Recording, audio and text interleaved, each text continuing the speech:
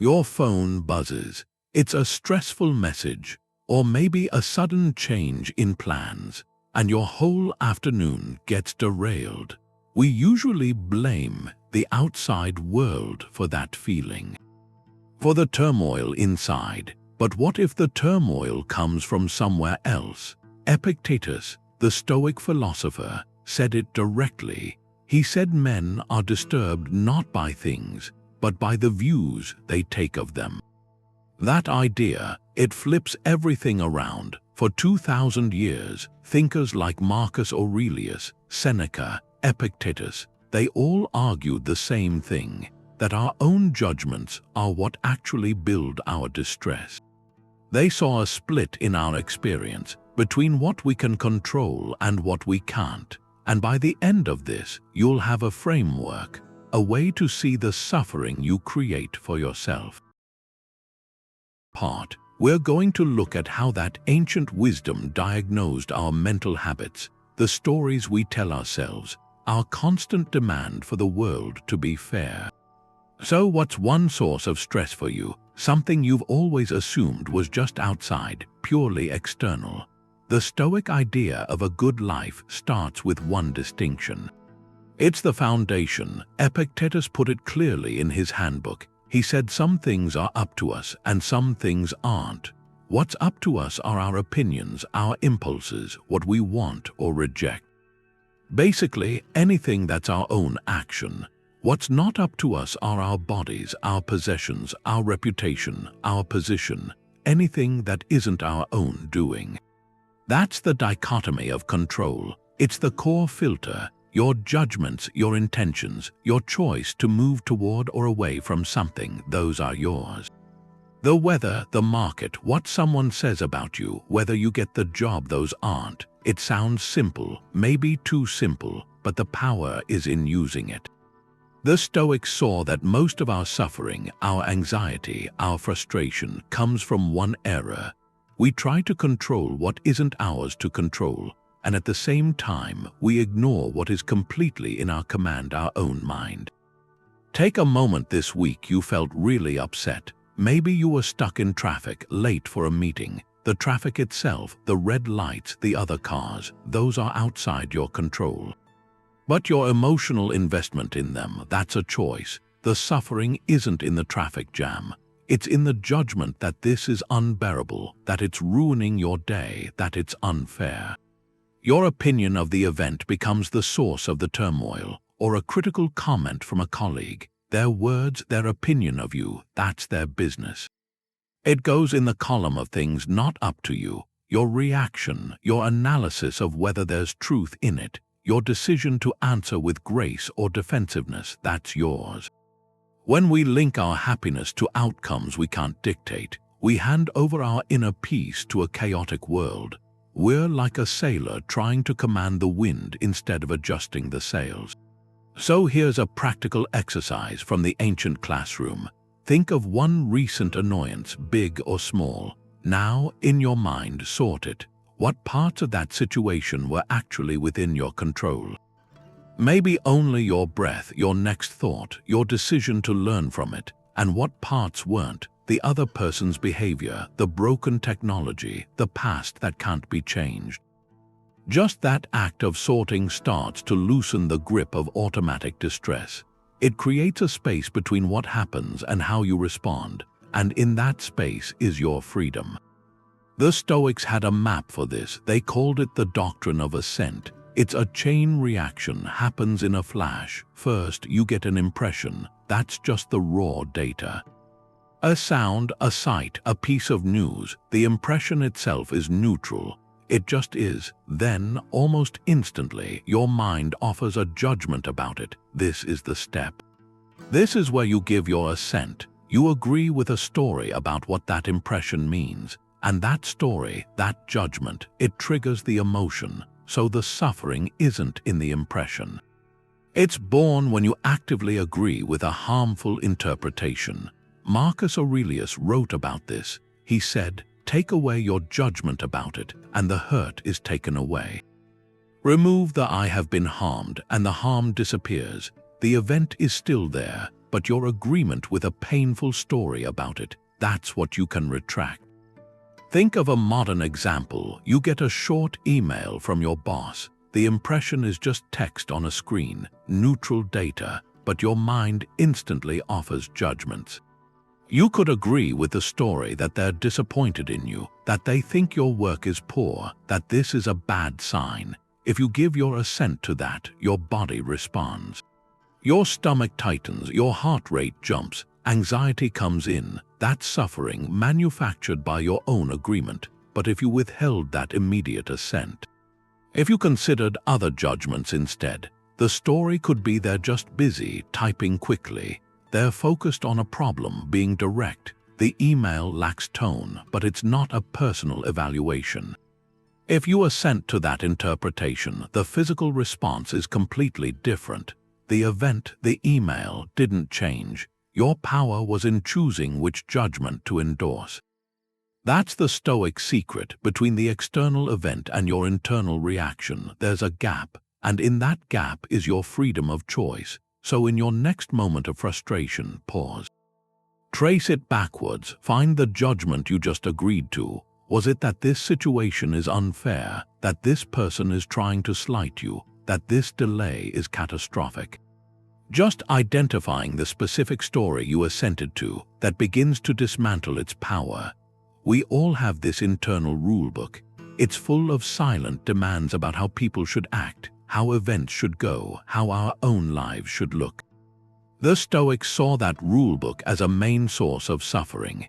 Every time we insist reality match our preferences, we set up a collision. And that collision is what we feel as frustration, or anger, or deep disappointment.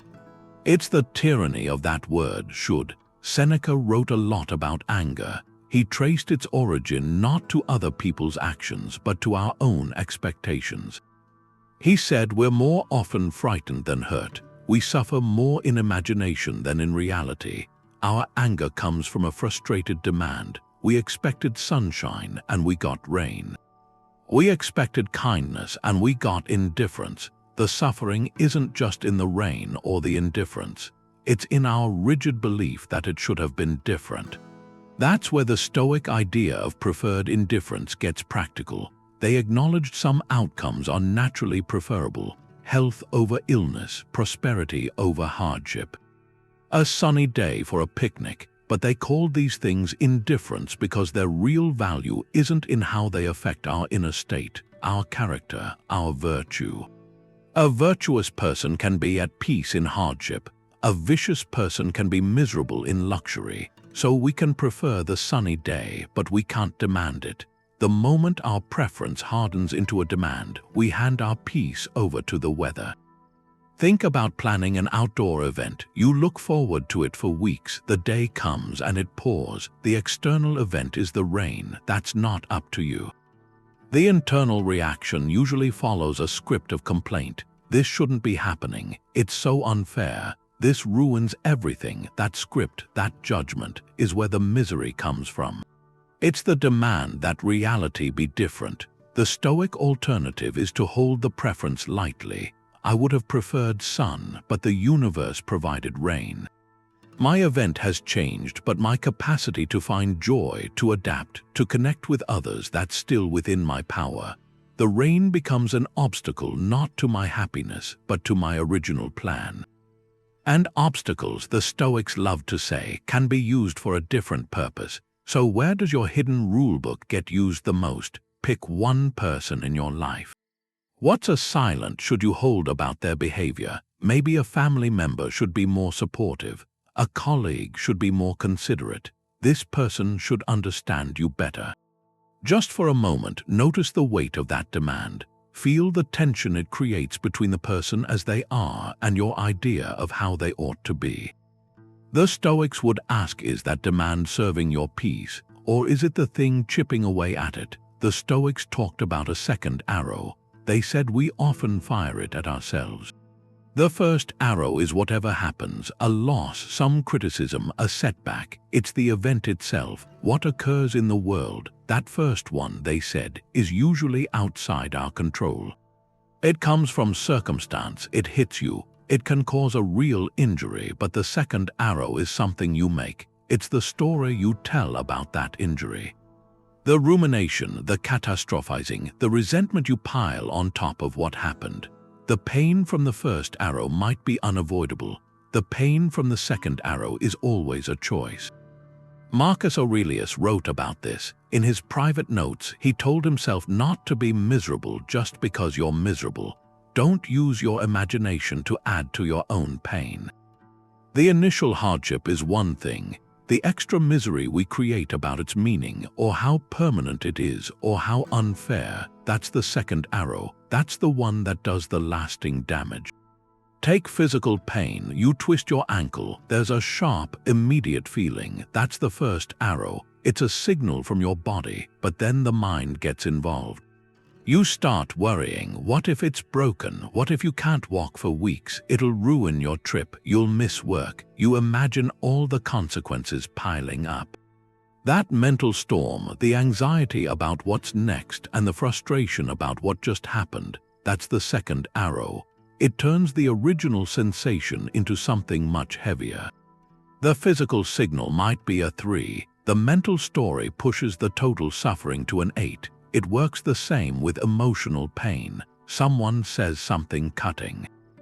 The remark itself is the first arrow. It stings, but then you spend hours or days replaying it. You analyze their tone. You wonder what they really think of you.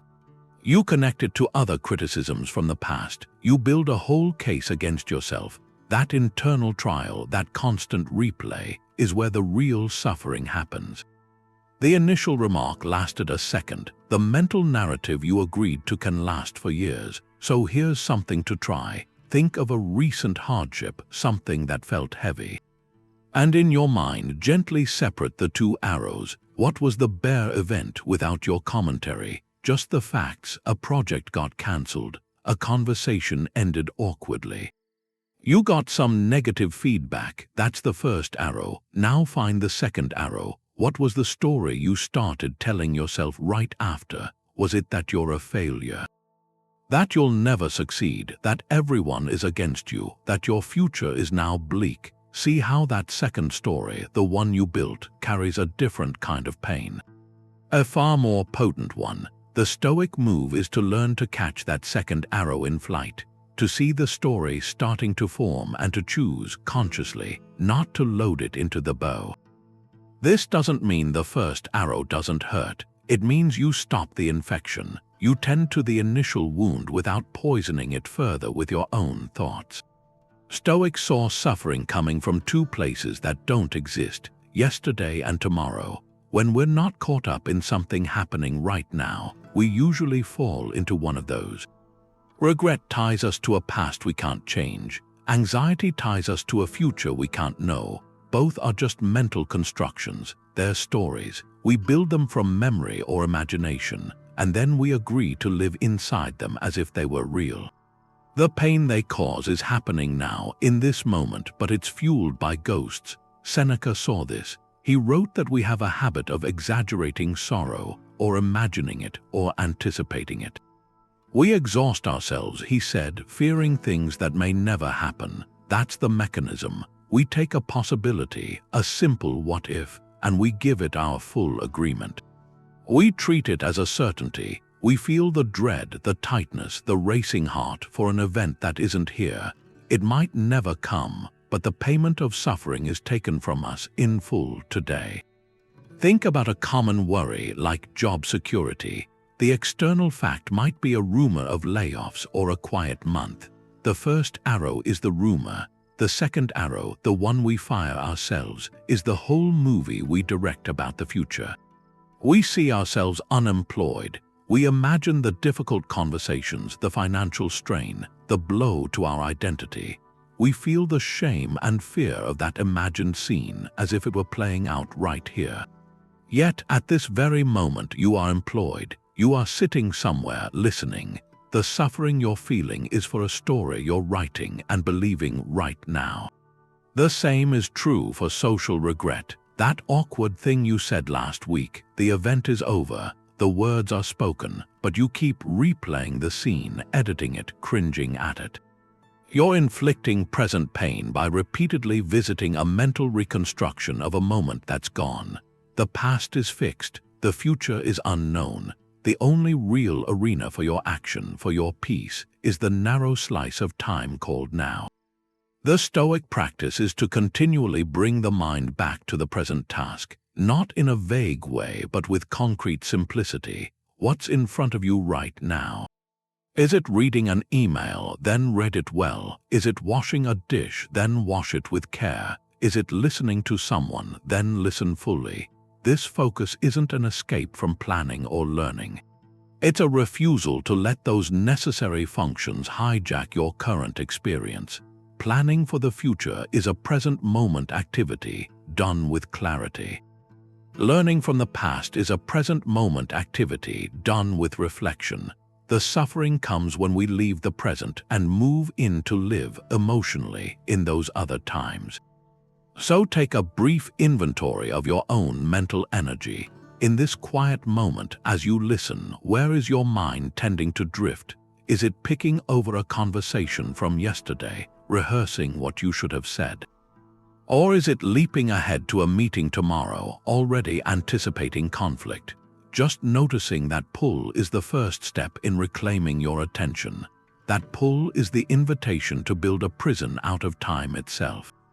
And the key to that prison is always in your hand, in this breath, in this single point of reality where you actually exist. Social media makes an old Stoic idea feel very current. Comparison takes away contentment. You scroll through these polished versions of other lives, and that feeling starts this quiet sense of not measuring up. The Stoics had a name for that feeling, envy. They saw it as a mistake in thinking. It's not just a quick emotion, it's a philosophical error. It happens when you look at someone else's external life, their career, their things, how happy they seem, and you decide those things are genuinely good. And at the same time, you decide that your own life without those things is genuinely bad.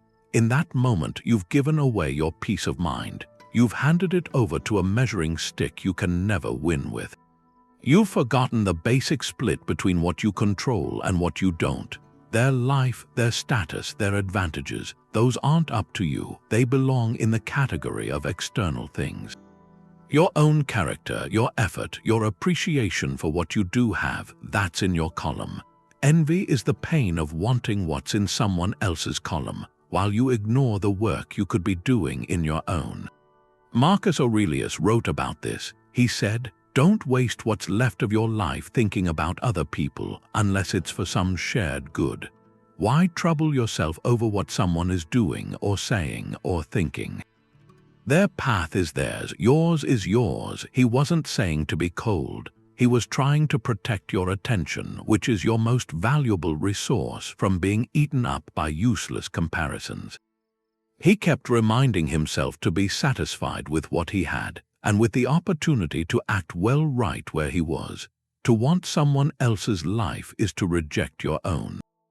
And when you do that, you're rejecting the only materials you were ever given to build a good life. Social media highlight reels are the perfect place for this kind of toxic comparison. We're not comparing our full, messy reality to someone else's full reality. We're comparing our behind the scenes to their greatest hits album. We see the promotion post, but not the years of quiet uncertainty.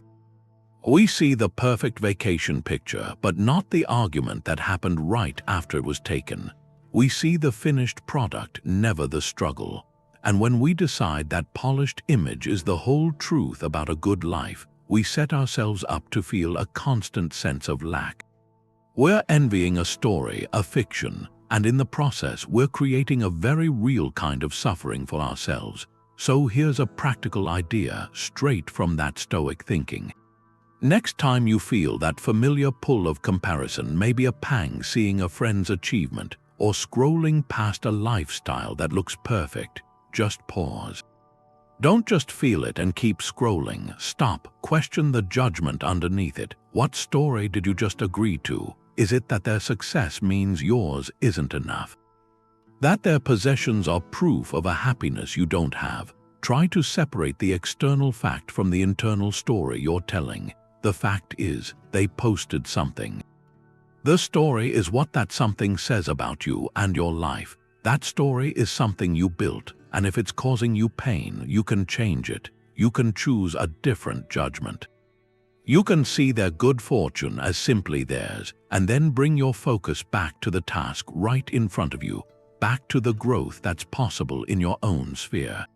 This isn't about pushing a feeling down, it's about seeing where it came from clearly. When you see that the envy started with a story you told yourself, the story loosens its hold.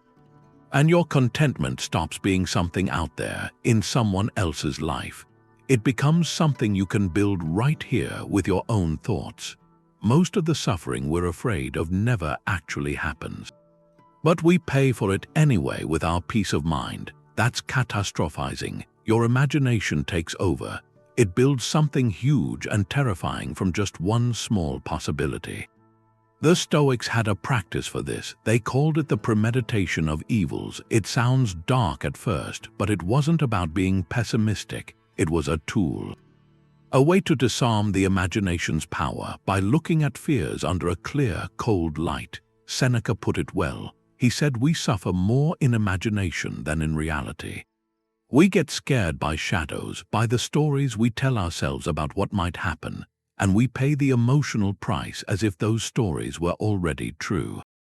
Take a difficult conversation you need to have with a partner, maybe, or a boss. The event itself is somewhere in the future, but the suffering starts the moment you think about it.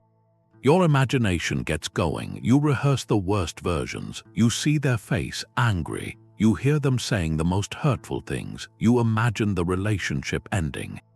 The job lost, the embarrassment, for days or weeks you live inside that mental movie. Your body reacts like it's real, the anxiety, the sleepless nights.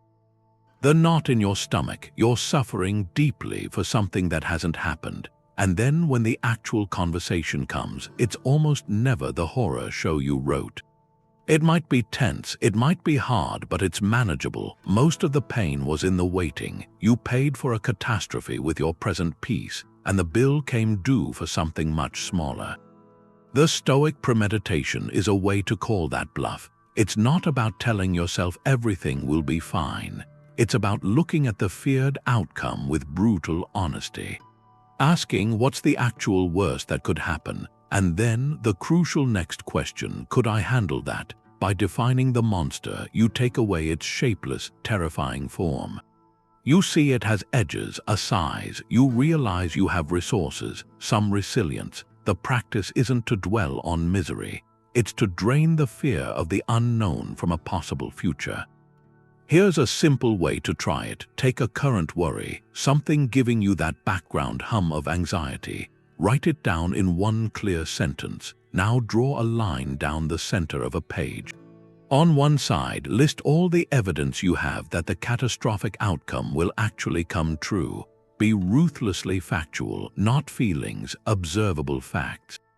On the other side, list all the evidence against it, reasons it might not happen. Past experiences that suggest you're overestimating the danger, what resources or support you have. Just writing it out forces your brain out of the emotional, reactive mode into a more reasoned mode. You'll often find the column for the catastrophe is surprisingly short. Built mostly on feelings and assumptions, while the column against it shows your own strength, the reality of the situation. This exercise doesn't erase the worry, but it shrinks it back down to its true size. It returns the power from your runaway imagination to your rational, present moment mind. We all tell a story about ourselves. Sometimes that story is a tragedy. It's not just a memory of things that happened. It's a plot we write with us as the main character. And when the plot is about being wronged or being unlucky or being flawed, we don't just tell it. We live inside it, we play the role. That's where a kind of suffering takes root. It's the attachment to a personal story. The Stoics saw this as another layer of judgment. It wraps around events and gives them a meaning that goes beyond what happened. It's the difference between a setback and seeing yourself as a person who always has setbacks. The event is one thing, the identity you build from it is another. That identity can become a prison. Stoicism asks for a shift here, to view events objectively, like you describe them to a wise friend. To strip away the dramatic commentary. Instead of "this always happens to me," the objective view might be "this happened today." Instead of "I am a failure," the fact might be "this one attempt did not succeed." The narrative adds a permanent label to a temporary situation. It turns a single chapter into the title of the whole book. Epictetus said circumstances don't make the man, they reveal him to himself. He was challenging the idea of a fixed identity from hardship. A difficult circumstance isn't proof you are a victim. It's a test of your character, a chance to see what you're made of and to choose your response. The narrative says, "This proves I am weak." The Stoic question asks, "What does this moment ask of my strength?" Take criticism at work. You can process it two ways. The first is the narrative way. You hear the feedback and the story starts. "They're out to get me. This is personal. This always happens, no matter how hard I work. I'm just not cut out for this." The criticism is no longer just information about a project. It becomes a chapter in the tragedy of your professional life. You feel attacked, defensive, deeply hurt. The suffering is immense, built on the story you agreed to tell. Now, the Stoic alternative, you hear the same words. You pause before your judgment rushes in. You see the feedback as neutral data for a moment. You ask objective questions. Is there any useful information here?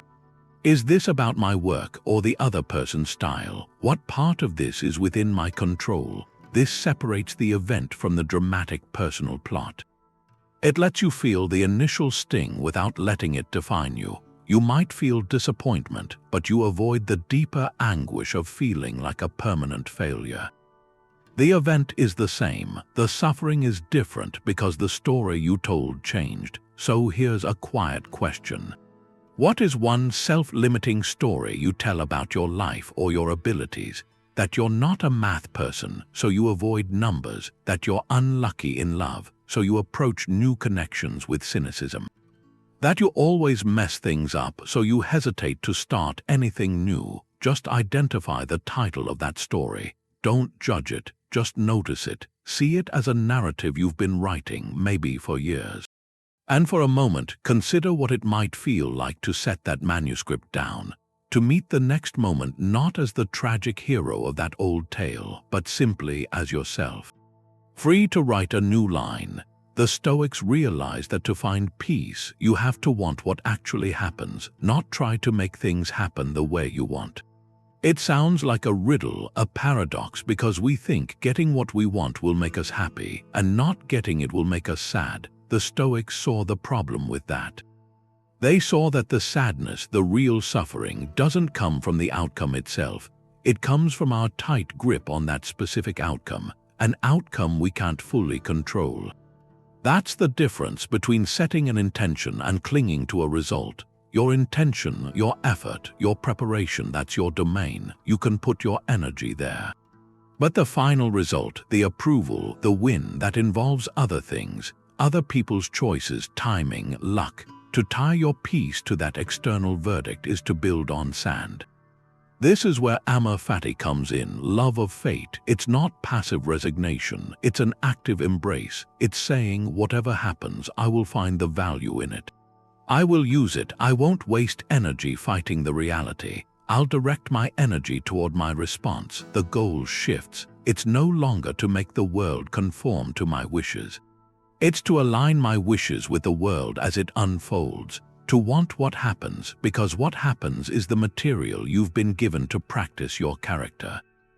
Epictetus had advice for this. He said, when you're going to do something, remind yourself what it is. If you're going to bathe, picture the bathhouse people splashing, pushing. You'll carry out the action more calmly if you say, I want to bathe, and to keep my will in harmony with nature. And if something gets in the way, be ready to say, well, this was not the only thing I wanted. I also wanted to keep my will in harmony with nature. I can't do that if I'm upset by events. He's teaching us to hold two desires. The first is for the preferred outcome, a pleasant bath. The second, the more important one, is for your own integrity and peace no matter what. The first desire is conditional. The second is unconditional. And when the first is blocked, you still have the second one fully intact. Take a job interview. You want the job, that's natural. The trap is to make your entire emotional state depend on getting the offer. To tie your self-worth to that yes or no, that's attachment to an outcome. The Stoic approach is to pour everything into what you control. Research the company. Prepare your thoughts, practice, present yourself honestly. Your intention is to perform well. That's your job. The hiring committee's decision. Who else applied? That's not your job. After the interview, if you got the offer, you can appreciate it. If you didn't, your peace isn't shattered because your primary goal, to act with excellence in the process, was achieved. The secondary, external result just didn't align this time. This doesn't numb you to disappointment. It just stops that disappointment from becoming a deep, personal suffering. It keeps the event in the world of outcomes, not in the core of who you are. So look at a goal you have now, a fitness target, a creative project, a relationship hope. Gently separate the two layers. On one side, list what's truly within your power. Your daily effort, your attitude, your preparation, your commitment to learning. On the other side, list the desired outcome, the number on the scale, the publication deal, the reciprocation of feelings. See how that second list lives in a different realm. It's influenced by you but not commanded by you. You can feel the difference. The first list feels like agency. The second often carries a whisper of anxiety. The practice is to invest fully in the first list while holding the second list lightly with open hands. That's how you pursue your aims without letting them pursue you. Judging someone else doesn't define them. It defines your own state of mind. That's a hard Stoic idea to practice, and it's a liberating one. Every time we look at another person and condemn their actions, their choices, we stir up a storm inside ourselves. We think we're commenting on the world, but we're building a private prison of resentment. The anger, the irritation, the feeling of superiority, that's all ours. It lives inside us. It poisons our own peace long after the other person has moved on. Marcus Aurelius wrote about this constantly in his private journal. He had to remind himself over and over that people act according to their own lights, according to their own understanding of what is right. When they act poorly, it's not because they are evil. It's because they are mistaken. They are ignorant in the Stoic sense of what is truly good. So our anger at them is a choice to be upset by someone else's lack of understanding. It's like being angry at the rain for being wet. It's a confusion about what we can expect from the world. He has a famous line on this. He wrote, "When you wake up in the morning, tell yourself, the people I deal with today will be meddling, ungrateful, arrogant. They will be dishonest, jealous, and surly. They are like this because they cannot tell good from evil, but I have seen the beauty of good and the ugliness of evil. And I have recognized that the wrongdoer has a nature related to my own." He wasn't being cynical. He was preparing his own mind. He was saying, expect people to be flawed. Their vices come from a kind of ignorance, and when you see that, you can meet them not with a hot, personal anger, but with a calm, almost clinical understanding. Your job isn't to correct their ignorance in that moment. Your job is to protect your own mind from being infected by it. Think of road rage. Someone cuts you off. The external event is a car moving into your lane. That's it. But the internal judgment starts instantly. What an idiot. They're so reckless. They did that on purpose to me. That internal monologue, that story you agree to, is what fuels the physical reaction. Your heart pounds. Your hands grip the wheel. You might yell. The other driver is likely already half a mile down the road, oblivious. But you are sitting there, steeped in stress hormones, your morning ruined. The suffering wasn't in the lane change. It was in the judgment you layered on top of it. The Stoic alternative is to see the action without the damning story. A car moved, perhaps the driver is distracted or late, or simply made an error in judgment. That's a fact, not a character indictment. You can take appropriate action for safety, but you can withhold the internal condemnation. You don't have to give your assent to the story that makes you the victim of a personal attack. The same pattern plays out in workplace conflicts. A colleague takes credit for your idea. The judgment says they're a backstabbing, dishonest person. That story creates a deep well of bitterness. It makes every future interaction tense and exhausting. The Stoic lens asks, what do I actually know? I know they presented the idea as their own. I don't know their inner reasoning. Perhaps they felt insecure. Perhaps they genuinely forgot the source in the moment. Perhaps they are acting from their own flawed understanding of success. This doesn't mean you don't address the situation professionally. It means you address the action, not the imagined monster you've built in your head. You deal with the fact, not the furious narrative. The resentment melts away because it was never about them. It was about the story you were telling yourself about them. So here's a simple challenge. For one day, consciously try to suspend your judgment of other people's actions. Not their actions themselves. You still navigate the world safely, but the internal commentary that labels their character. When someone is rude in line, notice the urge to label them and instead just observe. They are in a hurry. They are having a difficult day. When a family member is frustrating, see the behavior as coming from their own perspective, however limited it may be. Just for that day, don't internally define anyone and pay close attention to what happens inside you. You'll likely find a quiet, spacious calm where agitation used to live. You'll discover that most of the noise wasn't coming from them at all. It was the sound of your own judgments echoing in an empty room. The universe never promised you fairness. We feel that it should have. We feel that good work should lead to reward, that kindness should come back to you. When it doesn't, the pain is specific. It's not just disappointment, it's a sense of violation, a sense that a rule has been broken. The Stoics saw that feeling. They saw it as a major source of suffering. Because it comes from a misunderstanding. The misunderstanding is that the cosmos operates on human morality, that it keeps score, that it delivers what people deserve. The Stoic view was different. They saw nature as a system of cause and effect. Events happen by natural law, not by a moral ledger. A storm isn't a punishment. A promotion isn't a reward for virtue. Things simply happen. Our demand for fairness is a demand placed on the external world, and any demand placed on what we can't control creates inner turmoil. Marcus Aurelius wrote about this. He said to accept the things to which fate binds you, to love the people fate brings you together with, but to do it with all your heart. In another passage, he said to welcome every event as if you had chosen it yourself. He wasn't saying the event was good. He was saying your power is in your response. To argue that an event is unfair is to argue with reality. It's like a tree arguing with the wind. The wind blows. The tree can snap from rigid resistance. Or it can bend and find its strength in flexibility. Consider a workplace situation. You work tirelessly on a project for months. Late nights, complex problems, clear results. A promotion opens up. You're a natural candidate, but the position goes to someone else, someone with less experience, maybe someone with a personal connection.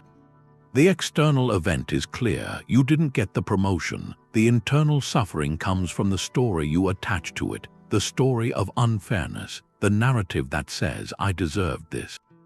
My hard work earned it. This is unjust. That story fuels the anguish, the bitterness that can last for years. It turns a setback into a moral injury.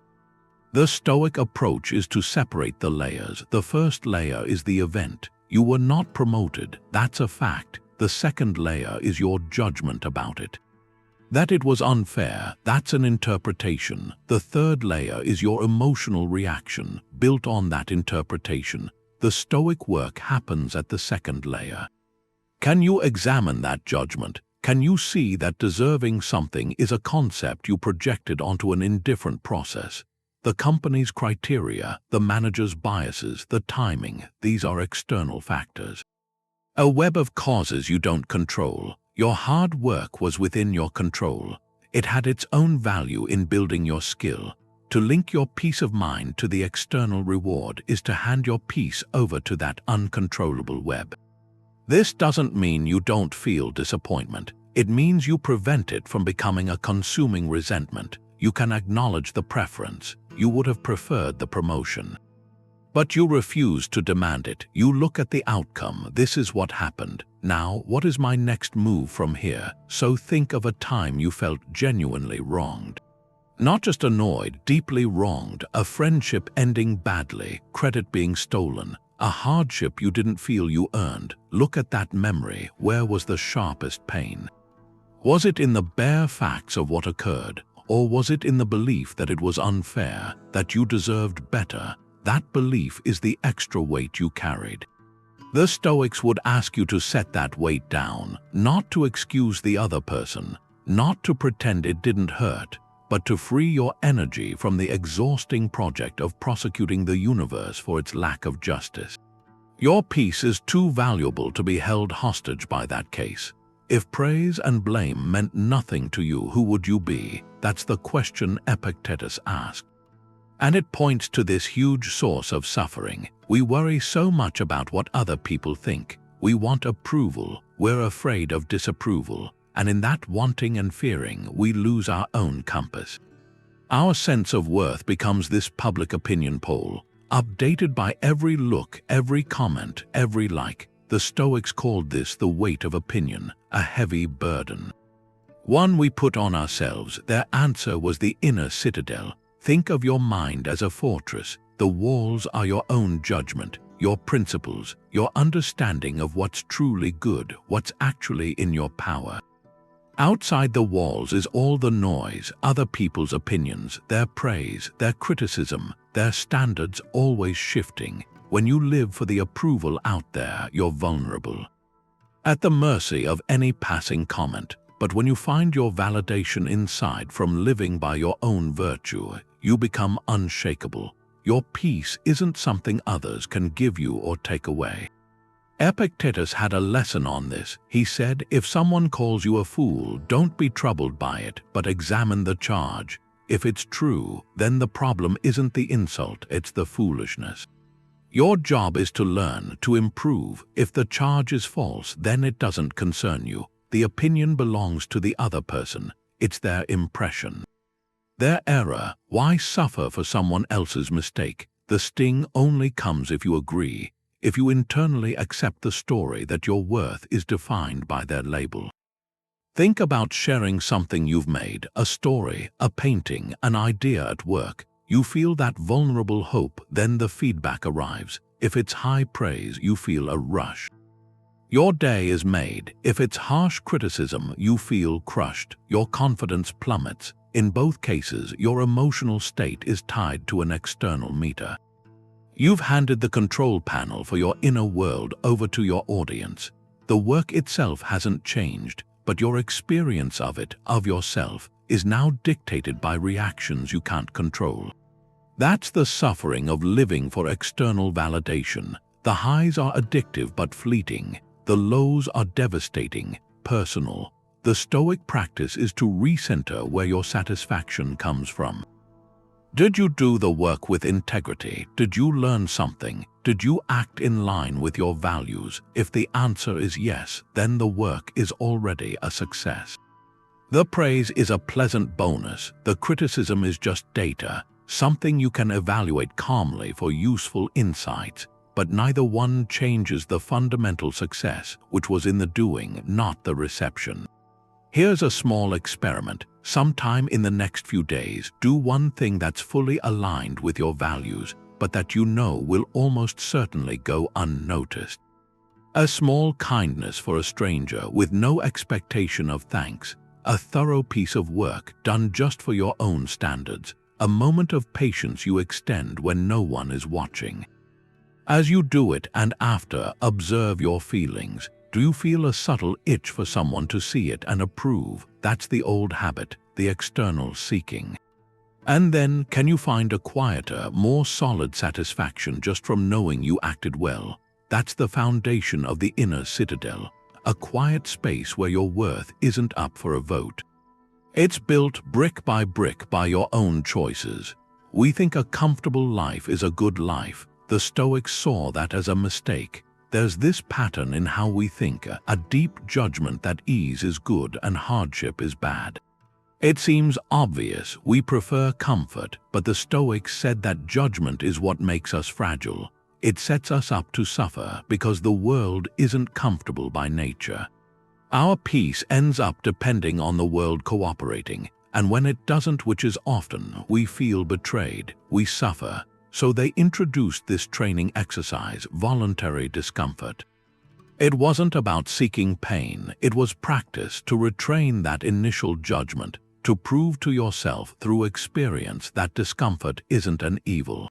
That you can meet it and your core self is still there, even strong. Seneca wrote about this. He said difficulty shows what you're capable of. If you're never tested, you never know your own strength.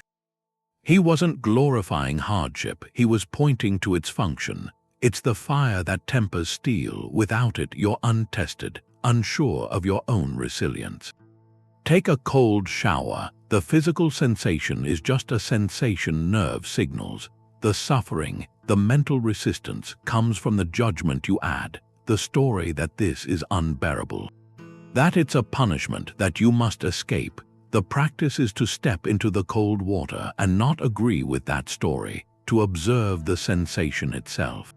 Notice your breath, feel the aliveness, realize you're not being harmed, you're being challenged, and in meeting that challenge, you reclaim authority over your own judgments. You break the link between an uncomfortable sensation and a catastrophic story. This goes beyond physical sensations. It's in every difficult conversation you avoid, every tedious task you procrastinate on, every learning curve that feels intimidating. The mental friction isn't the task itself, it's your judgment that the task is too hard, or not worth it, or beneath you. That judgment is the source of the procrastination, the anxiety, the avoidance. The Stoic move is to lean into the friction, to do the thing not in spite of the discomfort, but almost because of it, to use it as a training ground where your willpower gets stronger. So here's a small invitation. An experiment. Before today ends, choose one minor, voluntary discomfort to embrace. It could be drinking a glass of cold water if you prefer warmth, taking the stairs instead of the elevator, turning off the digital noise for 15 minutes and sitting with your own thoughts. As you do it, pay attention. What's the initial judgment that arises? A whisper of complaint, a sense of unfairness, a desire to quit. Observe that mental chatter without obeying it. Complete the small act and then notice the quiet aftermath, a subtle sense of agency, a proof that you're not a slave to your preferences. That tiny space you create is where real resilience begins to grow. Suffering comes from negative judgments, so one cure is a positive judgment, gratitude. It's not just feeling thankful when something good happens. In Stoicism, it's a cognitive exercise, a discipline. You actively reframe how you see what you have. You see abundance where you might first see lack. It's the direct antidote to feeling deprived. Marcus Aurelius started his days like this. In his private writings, he listed reasons for gratitude when he woke up. He didn't write about grand philosophy then. He wrote about the mundane, the accessible. He gave thanks for his health, even if he was tired, for the people around him, even the difficult ones, for being alive, for having the capacity to reason. He was training his mind to see through a lens of provision, not privation, choosing his judgment before the day could impose its own. That practice cuts the root of a common suffering. The feeling that you're missing something essential, that your life is defined by what you don't have. Gratitude flips that. It asks you to inventory what you do have, to see those things not as entitlements but as gifts.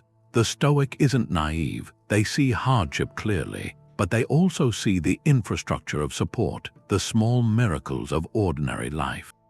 They choose to give their attention to that reality. Take going to work. The automatic judgment might be, I have to go. That frame turns the day into a burden. An obligation, it carries a subtle resentment. The suffering is in feeling forced, lacking freedom. Now apply the gratitude exercise, reframe the judgment. I get to go to work, I have the capacity to contribute, I have skills that are useful, I have the opportunity to provide. The external event, the commute, the tasks might be the same. But the internal world is transformed. One judgment creates a weight, the other creates agency, connection. This is the power in your morning thoughts. So here's an invitation from that ancient practice. Before today ends, take a quiet moment. Write down 3 things you currently have that you once eagerly desired. It could be as tangible as the device you're listening on now, or as profound as a relationship, or as simple as a skill you've developed. Look at each one. And for a moment, see it not through the lens of the present, where it feels ordinary, but through the lens of your past self who yearned for it.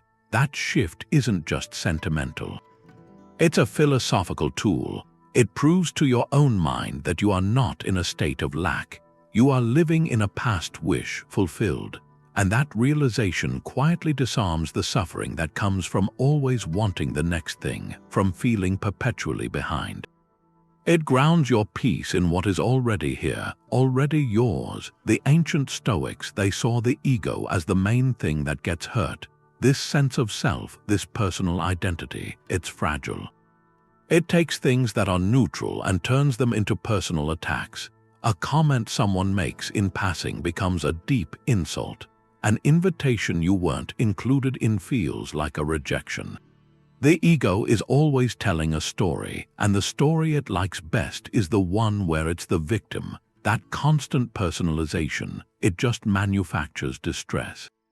It makes slights out of nothing, so to deal with that, they had this exercise, the view from above. It's a practice of radical objectivity. You pull your perspective back. Way back until your personal drama shrinks down to its actual size. You see your life not from inside your own worried mind, but as if from a high mountain. Or from the stars. From there you see the vast flow of time, you see space, you see countless other lives all unfolding, each with their own concerns. And your problem, the one that felt like a personal catastrophe, it gets revealed. It's just one small event in an immense tapestry. That view, it drains the personal poison out of a situation. It lets you see events impersonally, as part of a larger natural order, not as arrows aimed right at you. Marcus Aurelius did this all the time. He wrote about it. He said to consider the vastness of time, and then the tiny fragment of it that's assigned to you. He reminded himself how quickly all things get swallowed by eternity. The things themselves and the memories of them. He was minimizing the personal drama by placing it against the backdrop of the infinite, that forgotten invitation. That harsh word, in a century who will remember, in 1,000 years the dust of everyone involved will be the same. This isn't meant to make life feel meaningless. It's meant to free you from the tyranny of the ego's overblown reactions. When you see your life from this cosmic vantage point, the small insults lose their power. The perceived slights, they become what they are, brief events, not definitions of your worth. Take a common social moment. You're in a group and you make a point. It seems to go unheard. No one responds. The ego's narrative kicks in right away. It whispers, they're ignoring me. They don't value my ideas. They must dislike me. That story feels true, and it hurts. It creates a knot of isolation and resentment right there in the middle of the gathering. Now apply the view from above. See the room from a neutral corner. Observe the people. One is worried about a sick child at home. Another is replaying an argument from this morning. A third is just tired. Your words entered a space already crowded with other people's inner worlds. The lack of response wasn't a verdict on you. It was a result of a dozen other factors, none of which are about you. The event is the same. Your comment was met with silence. The suffering depends entirely on which story you choose to believe. The personal, victimizing one, or the neutral, impersonal one. There's a simple linguistic tool for this, for creating that distance in everyday life. When you catch yourself describing a negative event, try shifting your language. Instead of saying, "I feel that they deliberately excluded me," practice saying, "It seems that my invitation was overlooked." That tiny shift from "I feel" to "it seems," it moves the event from inside your personal emotional core out into the world of observable facts. It creates a space for curiosity instead of hurt. Was it overlooked because of a busy schedule, a simple mistake, a different plan? You can investigate without your ego being on trial. This practice of depersonalization, it isn't about becoming cold. It's about choosing not to live inside a story where you are perpetually the wounded party. It's about reclaiming the peace that your ego, in its constant vigilance for slights, so readily gives away. Worry is a suffering you choose to experience ahead of time. For a price you might never have to pay. That's the Stoic view. They saw worry as a misuse of the mind. It's a tax we pay willingly on a future event that might never arrive.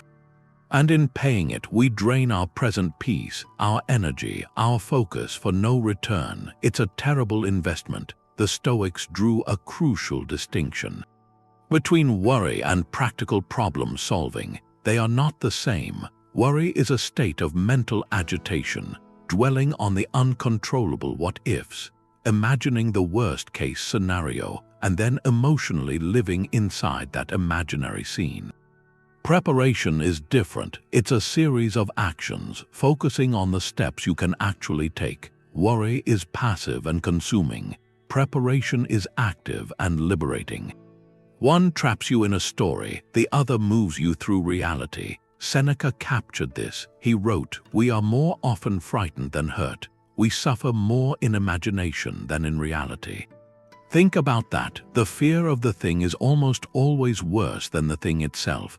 The hours, the days, the weeks of anxious dread before a difficult event. That's the suffering we manufacture. The event, when it finally comes, is usually manageable, often anticlimactic, but we've already paid the full emotional cost for the catastrophe we imagined. Take a common modern worry waiting for a medical test result. The scenario is ripe for this mental misuse. The person who worries spends the days in a state of suspended anguish. Their mind races through terrifying possibilities. They imagine difficult treatments, life-altering news, a future defined by illness. They feel the fear, the sadness, the anxiety as if the worst has already been confirmed. Their present is completely colonized by a frightening future. They are suffering now for a potential outcome. Now contrast that with a Stoic approach to the same waiting period. This person acknowledges the concern. They accept that the result is outside their control until it arrives, so they direct their mental energy toward what is within their control. They might prepare by researching reliable information sources, should they need them. They might focus on supporting their physical well-being through rest and good food. They might ensure their practical affairs are in order, not from a place of panic, but from a place of prudent responsibility. Their mind is engaged in actionable steps, not spiraling into uncontrollable stories. The waiting period is still tense, but it isn't a state of self-inflicted torture. The difference is stark. One person is paying a heavy price in present moment peace for a future that may not exist.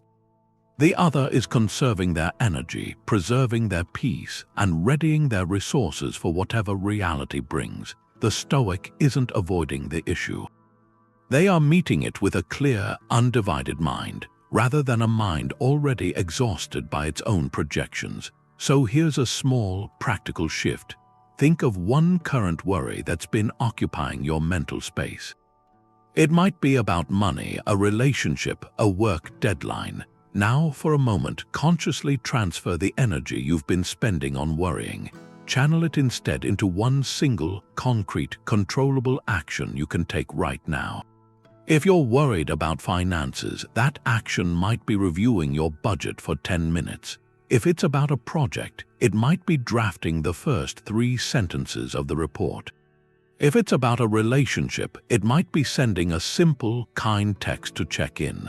The action itself is almost secondary. The power is in the shift. You are moving your mind from the passive realm of fearful imagination into the active realm of your own agency.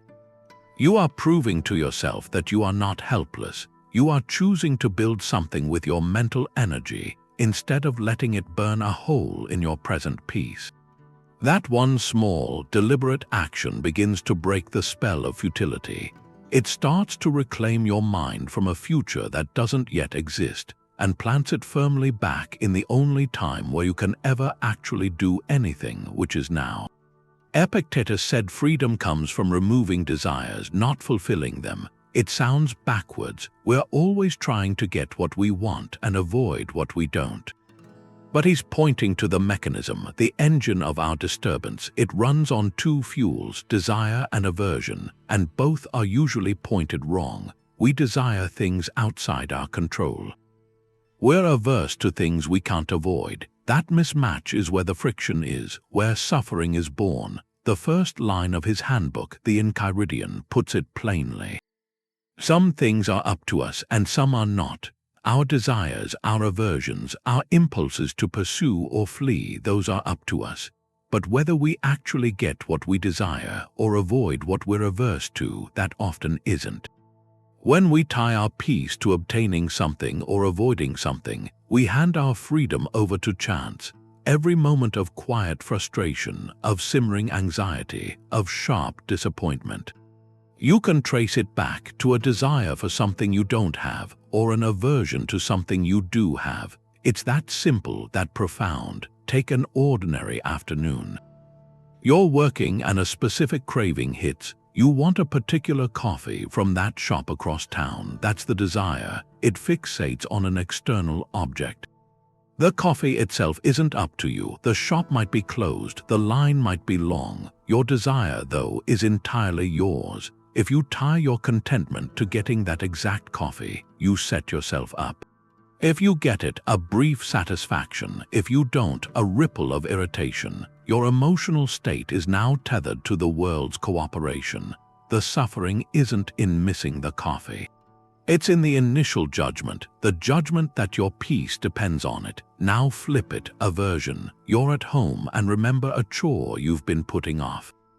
Cleaning out a closet, you feel a visceral recoil, a desire to avoid the task. The task itself is neutral, a series of actions, but your judgment labels it tedious, overwhelming, something to be escaped. That judgment, that aversion, is what creates the mental weight, the dread that hangs over your evening. The actual doing might take 20 minutes, but the suffering of avoiding it, of carrying the aversion, can last for days. The Stoic work is to see desire and aversion for what they are, not as commands from the universe, but as opinions in your own mind, opinions you can examine. You can ask of a desire, is its object within my control? If it's an external thing, a result, an outcome, the answer is no. You can then choose to hold that desire lightly. To prefer the coffee but not demand it, to act toward it but leave your peace untouched if it doesn't arrive. With an aversion, you ask the same. Is this thing I'm trying to avoid within my control to prevent? Often, the discomfort, the effort, the temporary boredom, these aren't true evils. They're sensations, events. Your aversion to them is the optional layer of suffering you add. So here's a small experiment. For just the next hour, as you go about your tasks, become a quiet observer of these twin engines. Notice each tiny desire. For a quieter room, for a quicker reply, for a different outcome in a conversation. Notice each aversion, to a slight chill, to an interruption, to a moment of uncertainty. Don't judge them, just note them, and with each one, ask yourself gently, is this within my power? you'll begin to see the constant, subtle pull of these forces.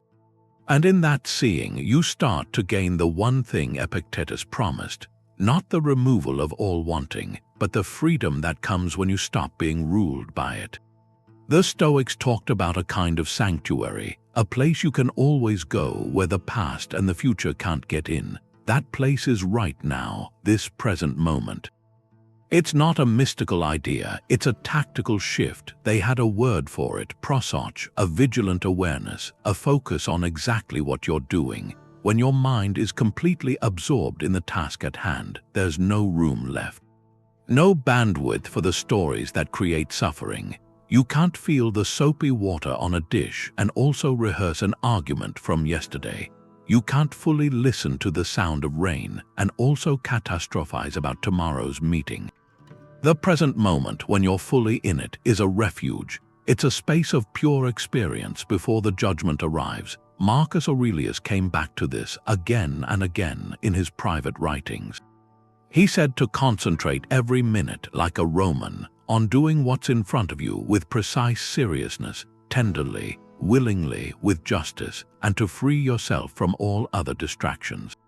He even suggested performing each action as if it were the last action of your life. That intensity of focus, it's not about morbidity, it's about cutting through a fog.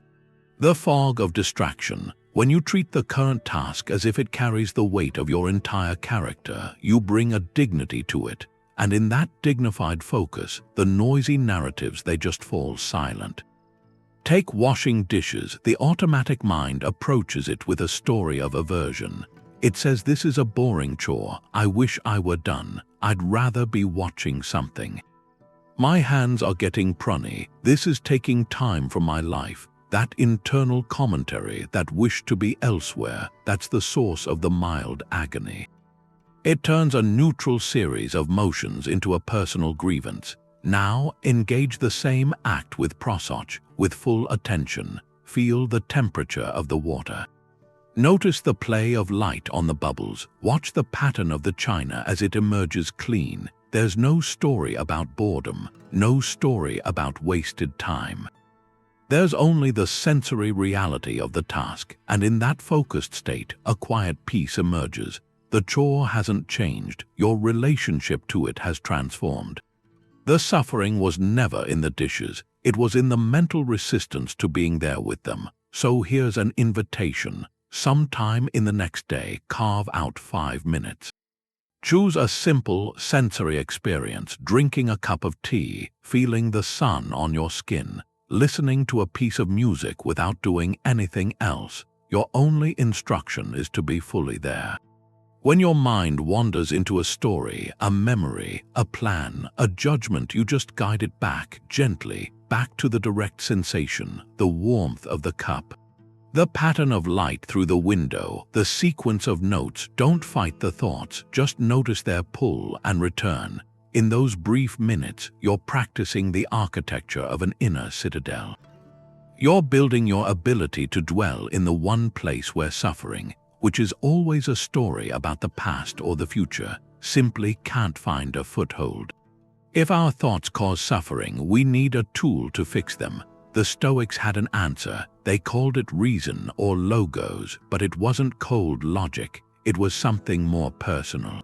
Like an inner philosopher, a quiet presence inside your own mind. Its job is to stand between the impression and your reaction, to examine the stories you're about to believe.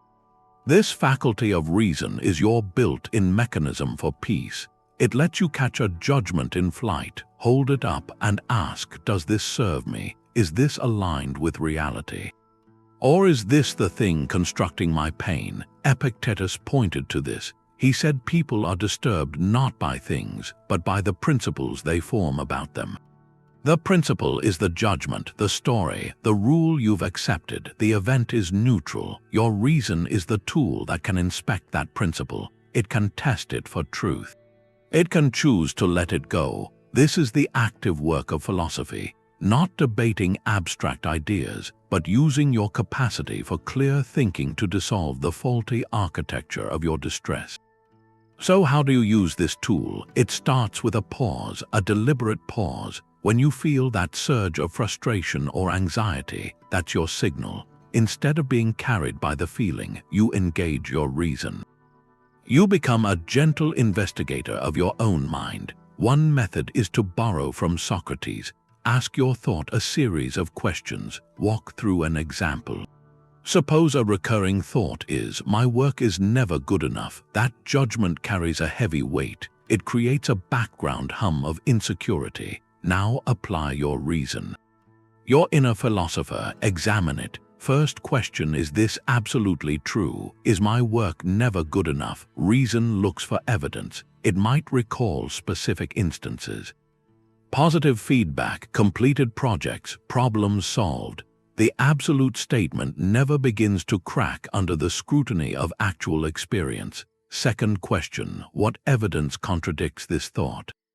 Here, reason actively searches for counterexamples. That time a client was pleased, the colleague who asked for your advice, the personal satisfaction of figuring out a difficult puzzle. These aren't just feel-good memories, they are factual data your sweeping judgment had ignored. Third question, what is a more objective, balanced view? This is where reason constructs a new, more accurate principle. It might say, sometimes my work meets the standard, and sometimes it falls short like anyone's. My value isn't defined by a single metric of good enough. This new view isn't a naive affirmation. It's a reasoned conclusion based on a fuller assessment of reality. It carries no emotional charge, it simply is. And in that simplicity, the suffering attached to the old thought begins to evaporate. The power isn't in positive thinking. It's in accurate thinking. Your reason is the means to get there. It disentangles you from the automatic, unquestioned stories. It returns your mind to its proper role, not as a passive victim of impressions, but as an active interpreter guided by truth. Here's a quiet template. Think of one recurring negative thought. Maybe it's, I am not where I should be in life, or people will let me down. Write it down. Then, with the calm curiosity of your inner philosopher, ask it these questions. 1. Is this a fact or an interpretation? 2. What is the concrete evidence for and against it? 3. What would a wise, compassionate observer say about this situation? 4. What is a more measured and truthful statement I can hold instead? This isn't a one-time fix. It's the repeated practice of using your greatest human gift, your reason, to reclaim your peace from the judgments that would steal it away. For the Stoics, virtue was the only real good. And pursuing it was the surest way to stop the suffering we cause ourselves. They saw emotional pain not as something random, but as a kind of internal signal. A compass, that feeling of inner friction, that distress, it's usually pointing to a misalignment. Somewhere your judgments or your actions have drifted away from living in accordance with your nature. As a rational, social being, they defined this alignment with 4 cardinal virtues: wisdom, courage, justice, temperance, and suffering. In their view, often comes from a deficit in one of these. Think about that gnawing anxiety before a difficult conversation you've been avoiding. That's often a signal of a lack of courage. Courage isn't the absence of fear. It's the judgment to act rightly despite it. Your suffering is the friction between knowing what should be done and choosing comfort instead. The turmoil is the misalignment. Or take that hollow feeling after indulging in something to excess.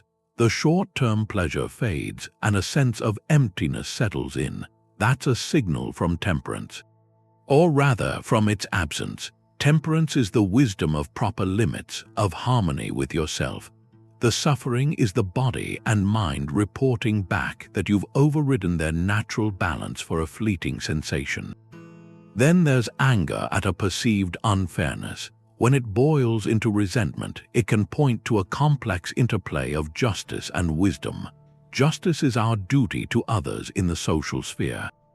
But if our anger is rooted in a personal slight to our ego, rather than a genuine harm to the common good, the suffering signals a misjudgment. We've mistaken an offense to our pride for an injustice in the world. Marcus Aurelius connected this directly to tranquility. He wrote that if you are distressed by anything external, the pain is not due to the thing itself, but to your estimate of it. And you have the power to revoke that estimate at any moment. But he didn't stop there. He constantly linked the right estimate, the right judgment, to living virtuously. To living according to nature. Inner peace was the natural byproduct of that alignment. The suffering was the alarm bell when you fell out of step. So here's a practical way to use this. The next time you feel a persistent negative emotion, guilt, shame, deep frustration, anxiety, pause. Instead of just feeling it or trying to push it away, ask it a question. Gently inquire which virtue might be whispering to you through this discomfort. Take guilt, sit with it for a moment without judgment. Is this guilt pointing to an action where you fell short of your own standard of justice?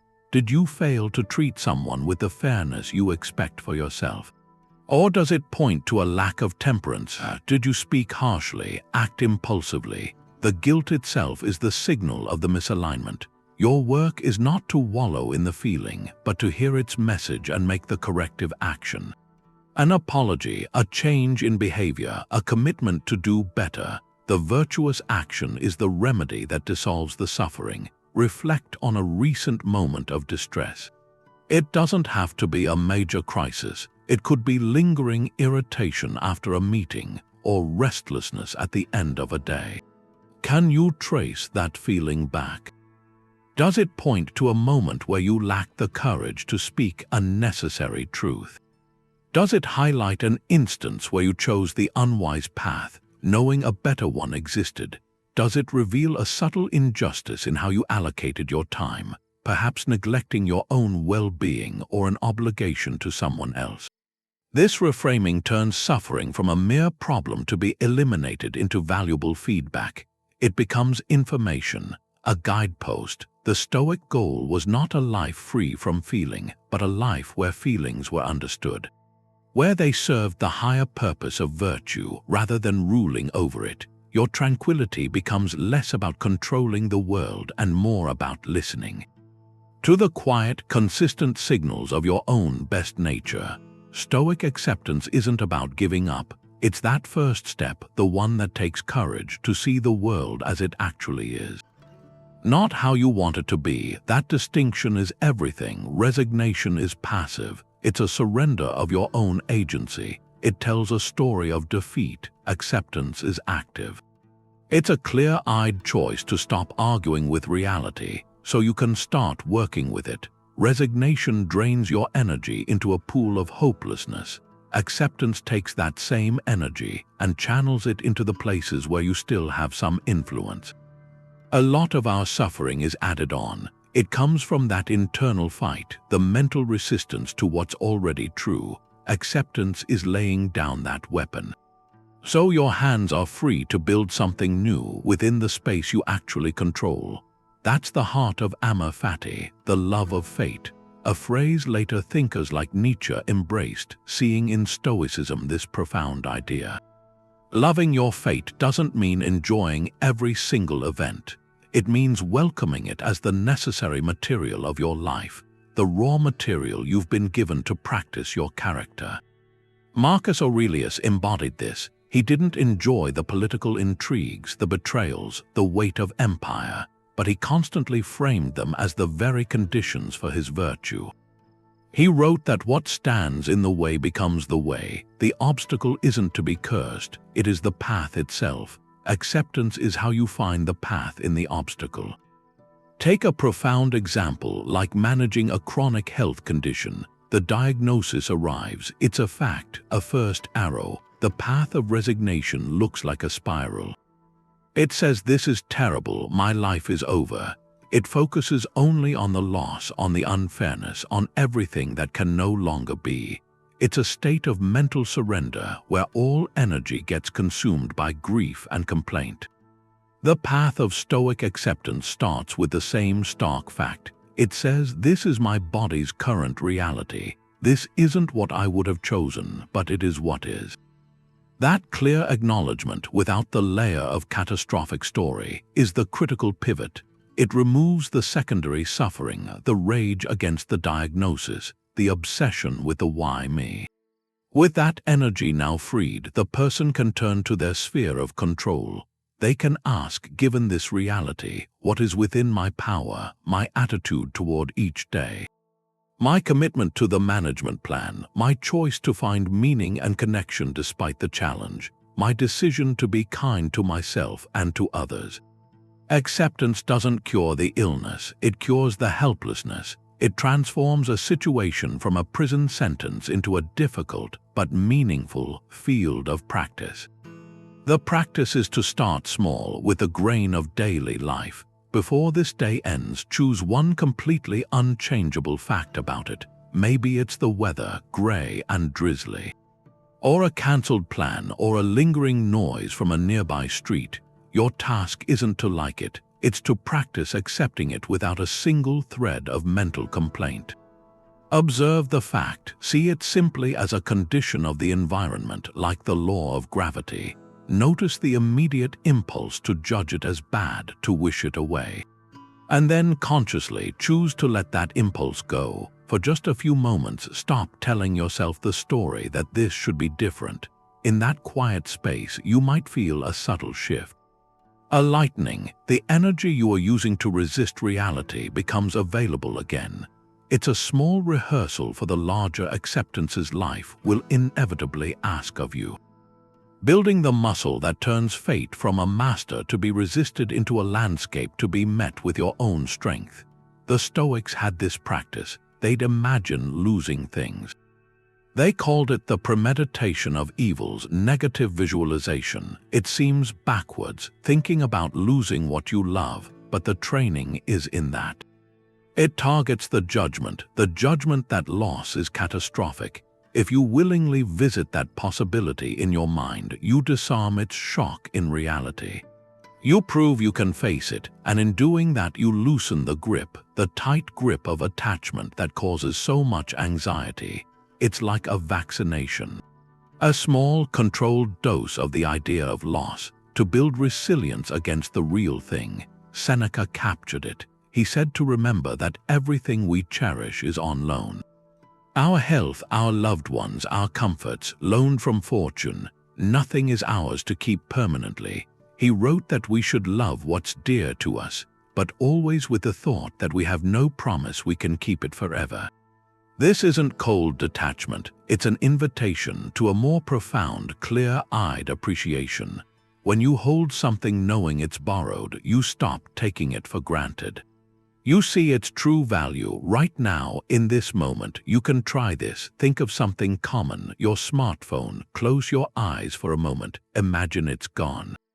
Not misplaced, permanently lost. Picture the practical void. No instant maps, no quick messages, no camera in your pocket. Feel the initial frustration.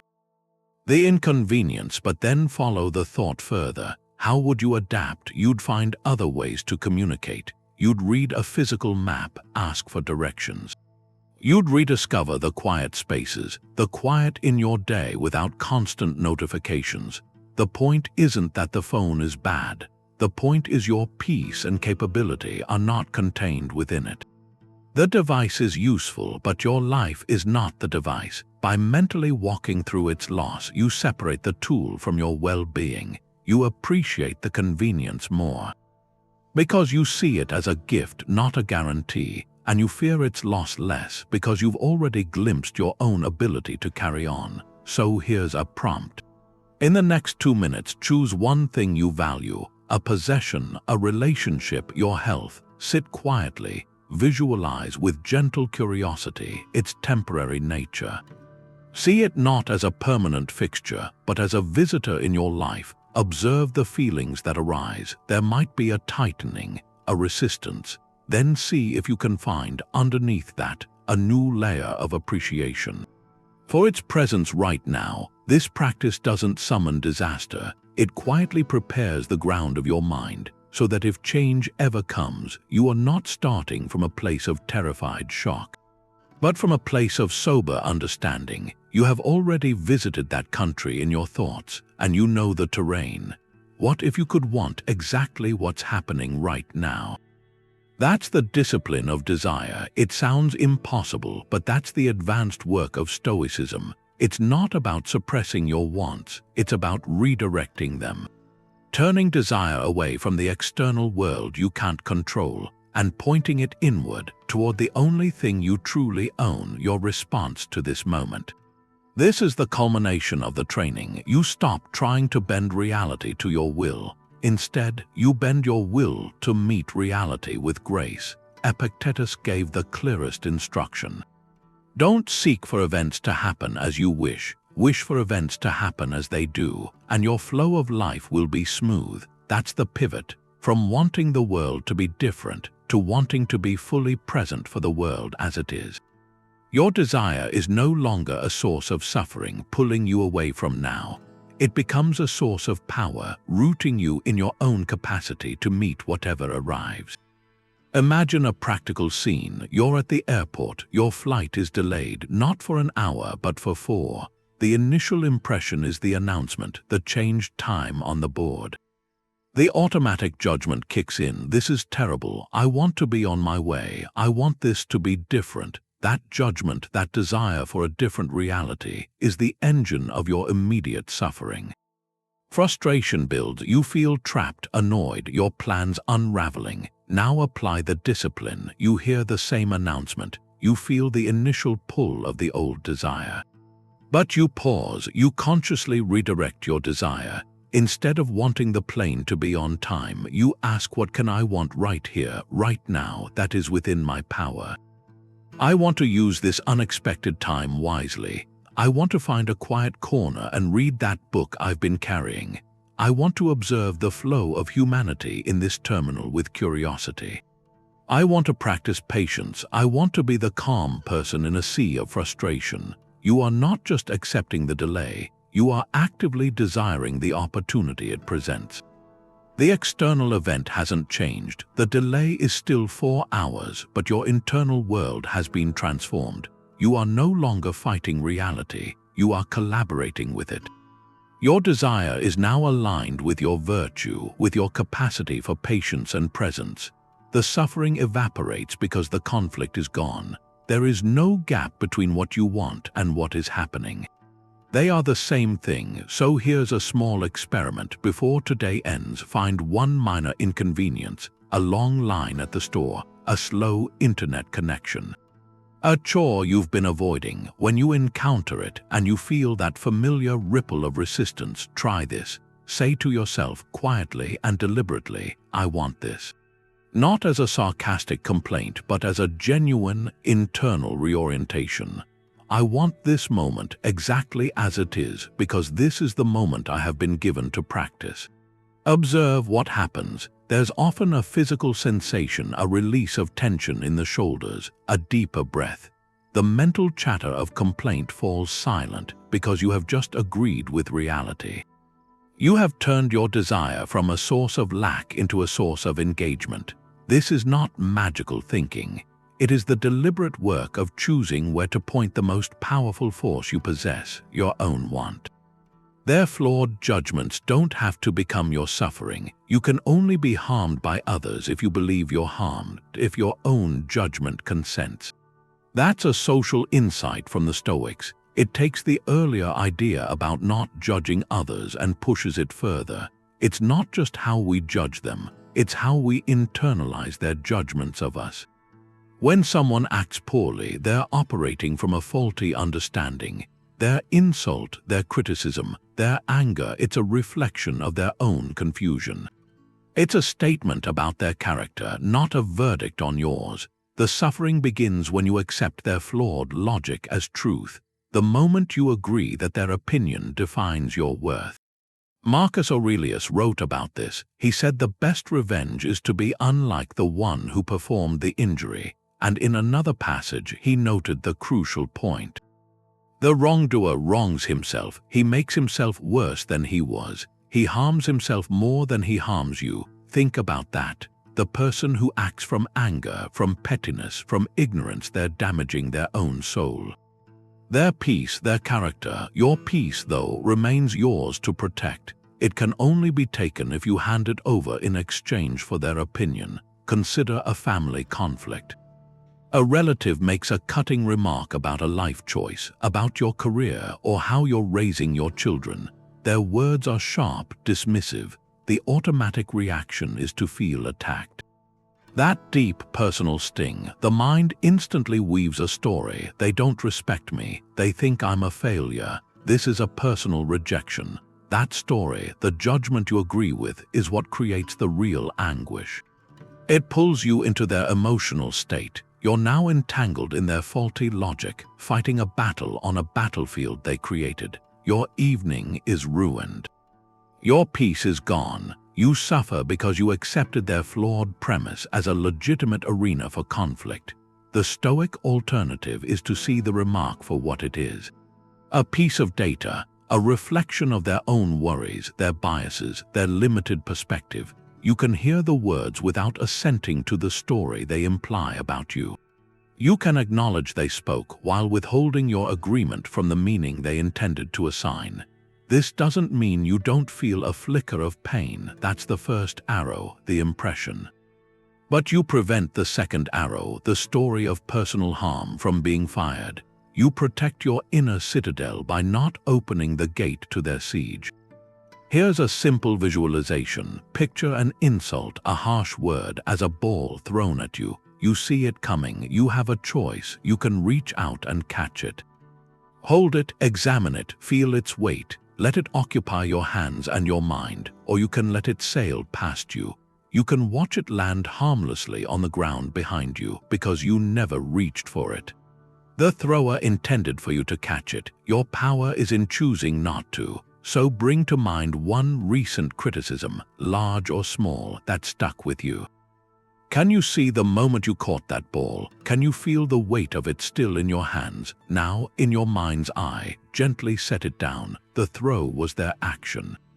The catching was your assent, and what remains when you let it go is your own undisturbed space, your own capacity to respond from clarity, not from the turmoil they tried to hand you. A broken leg isn't evil, but fearing it is. That was the Stoic line. They drew this radical distinction, and it changes how you see harm completely. For them, real harm wasn't something that happened to your body or to your money. Real harm was a failure in your character, a lapse in wisdom or courage or justice or temperance. Everything else, your health, what you own, your reputation, they called these things indifference. The term is jarring. How can health be indifferent? Their point was philosophical. They meant these things have no moral value in themselves. They aren't good or bad in the ultimate sense. They're just materials, like wood to a carpenter, clay to a potter. The good or the evil comes from how we use them, from the choices we make with them. A pile of gold is indifferent. Using it to help people is virtuous. Hoarding it from greed is vicious. The gold is just the material. Your character is the craftsman. Epictetus put it starkly. He said, "It's not things that disturb people, it's their judgments about things." Then he gave an example. Lameness is an impediment to the leg, but not to the will, and this holds for everything. You'll find it's an impediment to something else, but not to yourself. Think about that. A lame leg is a physical reality. It limits certain actions, but it can't force your will to become bitter or resentful. That's a separate choice. The true lameness, the real crippling condition, is a lame character. A character that chooses vice when faced with a challenge. This redefines suffering. It says the pain from losing a job or getting a diagnosis. That's not in the event itself. It's in the judgment you layer on top. The judgment that this loss is catastrophic, that it defines you, that it ruins your future. That judgment is where you locate the badness. The Stoic asks you to pull that judgment back, to see the event for what it is, a change in your external circumstances, a change in your indifference. Your task, your only real task, is to decide how you'll use this new set of materials, with virtue or with vice. History gives us perfect examples. Take exile. A common punishment in the ancient world. Two different Stoics faced it. Seneca was exiled to Corsica by the Emperor Claudius. He described the island as rocky and barren. He could have spent his years in miserable lament, fixated on the injustice, on the loss of status in Rome. That would have been suffering from judging his exile as an ultimate evil. Instead, he chose to see it as time, a vast, uninterrupted resource. He used it to write, to study nature, to deepen his philosophy. The external condition was the same. The internal experience was transformed by his judgment. Then there's Musonius Rufus, another Stoic teacher. He was exiled to the island of Jaros. The place was so desolate it was used as a prison. Yet when his students visited him, they didn't find a broken man. They found a philosopher in his element. He tilled a small garden, continued his teachings, maintained his serene demeanor. He said exile could not harm him because it could not make him a worse person. The external hardship was severe, but because he refused to judge it as a moral harm, it lost its power to inflict true suffering. His character remained intact, so he remained free. So here's a quiet exercise. Think of 3 things you deeply fear losing. Your financial security, a specific relationship, your physical fitness. Write them down if you can. Now look at each one, categorize it honestly. It's almost certainly a preferred indifferent. You'd prefer to keep it, that's natural, but now look at the judgment attached to the fear. What's the story you tell yourself about what that loss would mean? Does it mean you're a failure, that your life would be empty, that you'd be helpless? That story, that judgment, is the hidden source of your current anxiety. The Stoic invitation is to gently separate the two, to acknowledge the preference while questioning the catastrophic narrative, to see that even in that feared future, your core capacity to choose virtue, to act with reason, would remain untouched. It's the one thing no external event can ever take from you. The Stoic path starts with watching your own mind. That's the master key. It's the one skill that makes everything else work. They called it prosauche, a constant, vigilant awareness, but it's simpler than that. It's stepping back from the thinking machine to see how it runs. You are not your thoughts. You are what can observe them. That small shift in perspective, that's where freedom begins. It opens a gap between the impression and your agreement. Instead of being swept away by worry or anger, you stand on the bank and watch the current. You see a thought as a passing event in the mental sky, not a command. Marcus Aurelius described this inner space. He wrote that people seek retreats in the country, by the sea, in the hills, but you can retreat into yourself anytime. Nowhere is more peaceful than your own mind. He wasn't talking about daydreaming. He meant this skill of self-observation, stepping into the quiet center of awareness, where you can watch the storms of thought and feeling without being caught. That space is always there, the moment you remember to look. There's a practical way to start building this now. A simple mindfulness exercise rooted in that old Stoic awareness. Find a comfortable place to sit for a few moments. Close your eyes if you want. Now imagine your mind as a vast, clear sky. Your thoughts are not you, they're just clouds passing through. Some are dark and heavy, like worry. Some are light and wispy, like a memory. Your only job is to watch the sky. You don't push the clouds away or chase them. You don't analyze their shape, just notice them. There's a cloud of planning, there goes a cloud of remembering, here comes a cloud of judging. The power is in the noticing itself. Each time you notice a thought and label it gently, you're practicing that separation. You're strengthening the watcher. For a more direct experience, try this. Before today ends, set a timer for 3 minutes. Sit quietly. Your sole task is to observe the stream of thought without getting pulled into the current. As each thought arises, give it a simple, neutral label: planning, worrying, sensing, remembering, judging. Don't engage with the content. Don't argue or follow the story. Just note its category and return to watching. You'll likely find the mind is restless, constantly generating new material. That's normal. The practice isn't to empty the mind, but to see its activity clearly. Every time you catch yourself lost in a story and gently return to watching, you've done the essential work. You've used awareness to create a space between the thought and yourself. And in that space, you find the first quiet taste of a freedom nothing outside can ever give. Knowledge isn't enough. You need practice. There's a simple daily ritual from the Stoics, emperors, and slaves.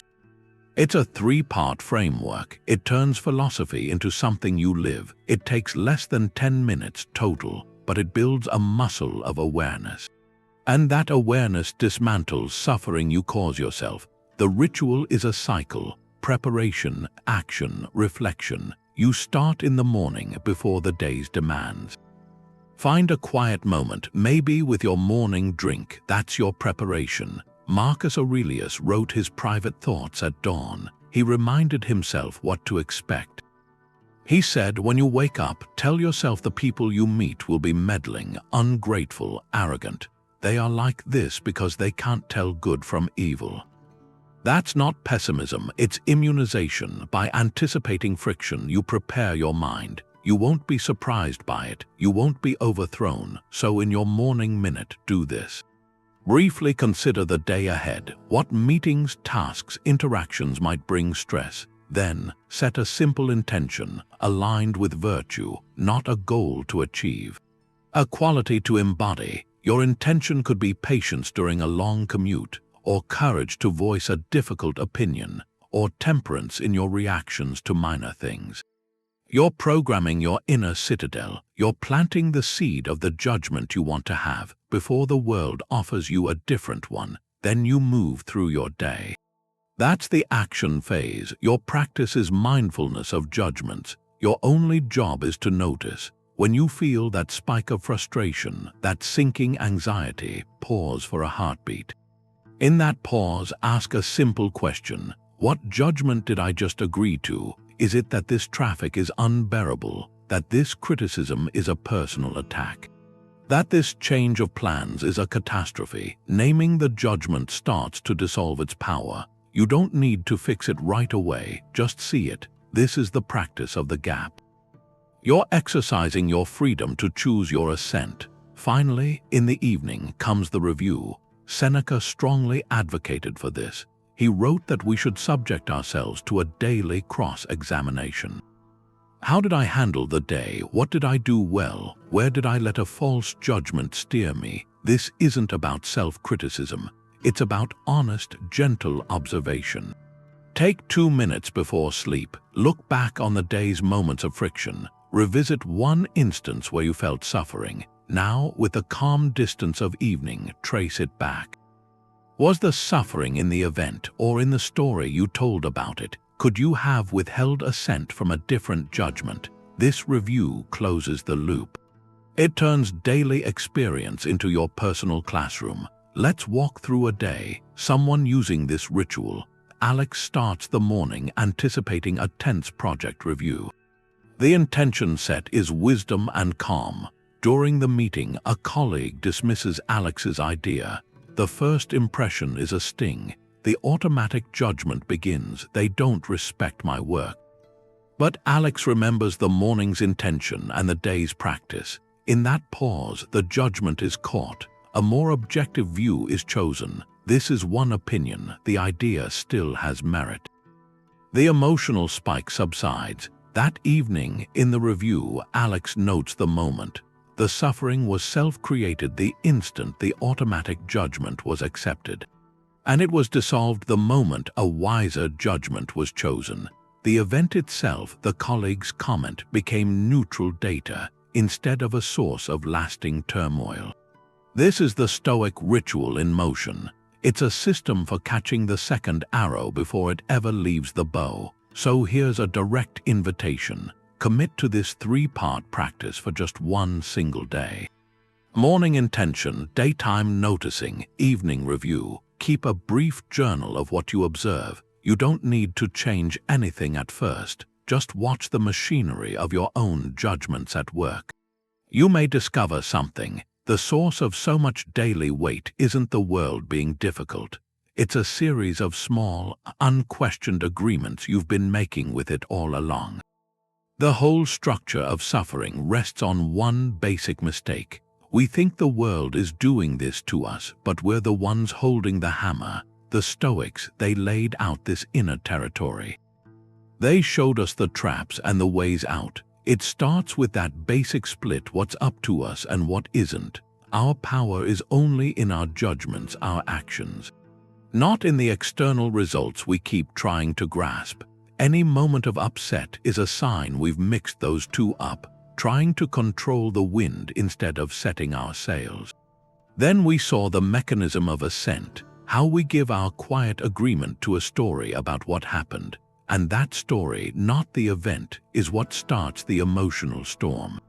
We build narratives that make us victims. We cling to wants for things we can't have and aversions to things we can't avoid. And we fire second arrows, the rumination, the worry, long after the first arrow has already hit. But there's a profoundly empowering end to this old diagnosis. If our own thoughts are the source, then we also hold the cure. We're not powerless against life's chaos. We have the ultimate tool, our own reason. We have practices: morning preparation, evening review, premeditating challenges, the discipline of gratitude. They retrain the mind to see clearly. The goal was never a life without feeling. It was a life where feelings are understood, where they serve our character instead of ruling our peace. Marcus Aurelius left a line that captures this whole journey of taking responsibility. He wrote, "You have power over your mind, not outside events. Realize this and you will find strength." It's the final, liberating shift, from seeing yourself as a leaf blown by the wind to realizing you are the tree, with roots deep enough to stand through any storm. So as we finish here, a quiet question to carry with you. Of all the ideas we've walked through, the dichotomy of control, the second arrow, the tyranny of desire, the view from above, which one single idea connected most with a challenge you're facing right now? And then, more importantly, what's one small, concrete step you could take this week to put that insight into practice? The path from theory to tranquility is built one conscious choice at a time. We'd love to hear about your journey in the comments, what you've discovered, what struggles you're facing, what changes you're starting to see. Share your experiences, and let's keep talking about bringing this old wisdom into modern life. If this perspective was valuable, consider subscribing for more explorations into Stoic philosophy and other tools for building a resilient, peaceful mind. Thanks for listening.